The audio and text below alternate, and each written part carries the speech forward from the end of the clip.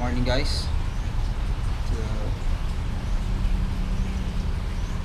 Today is October 31, 2024 and naapabi karon din sa Ponytail House. So it was a successful celebration last night sa birthday ni Papa and we had fun. Today mo gawas mo out rapod mi mga program ko lang and bago ko lang katulog balik-balik. So I was very tired yesterday kay gabi from morning pa man nag-drive ko until murag ko nag-drive ko pamasayro ang magic na whole day and okay lang kay it was fun. Everything was set, tanan pod mga kailangan sa preparation na andam and wala lang ako naka-video gagawin kay na-busy dyan kayo.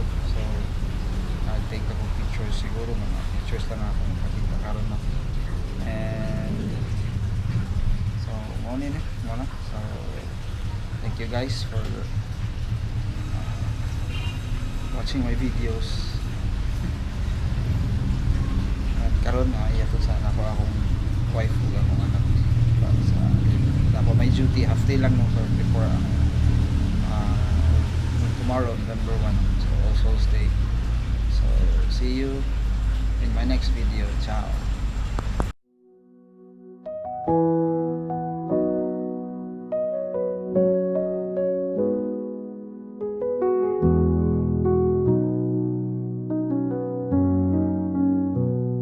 In the morning light, I see your face,